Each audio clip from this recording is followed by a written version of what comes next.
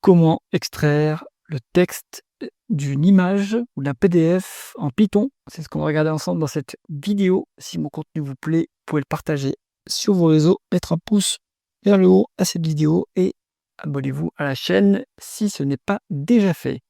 Alors, dans cette démo, on va essayer de lire un document, une image, donc celle-ci. Alors, voilà, on a un petit texte ici. Ceci est un texte de démonstration. On va essayer de lire ça en Python pour pouvoir le traiter par la suite.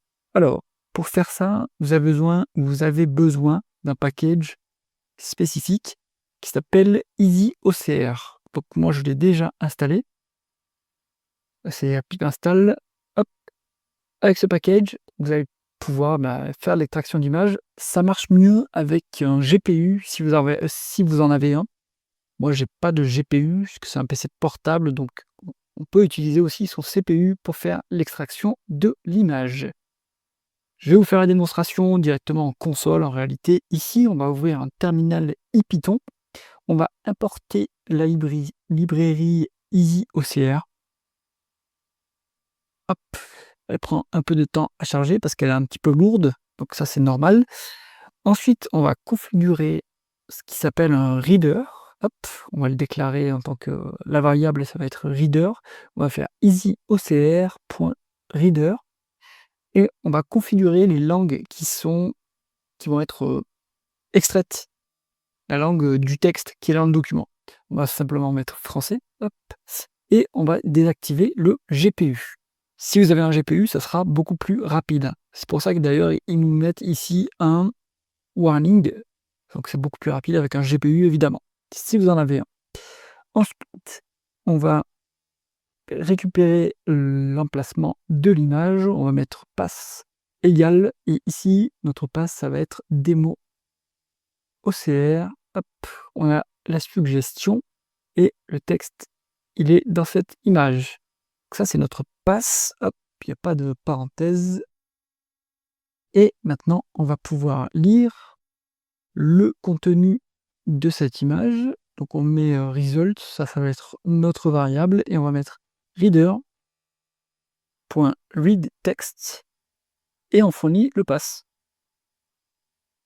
Là, ça va prendre un petit peu de temps pour faire l'extraction. Et une fois que c'est fait, on va pouvoir récupérer le résultat dans une liste.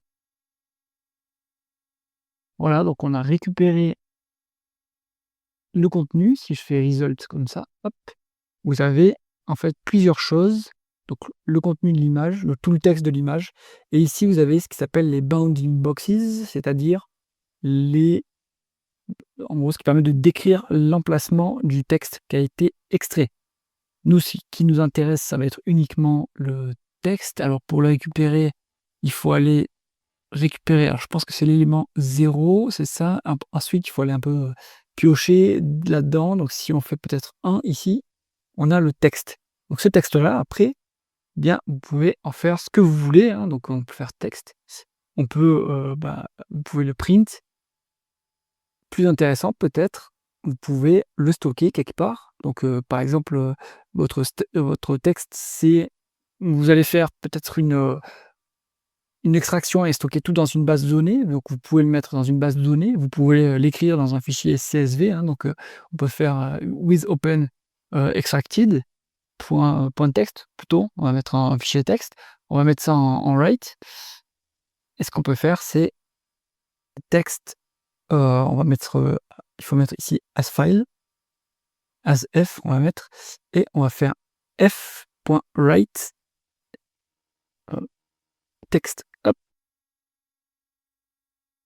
Et donc là, normalement, ce qui a été extrait est disponible dans un fichier .text. Et après, donc vous pouvez le sauvegarder et en faire ce que vous voulez.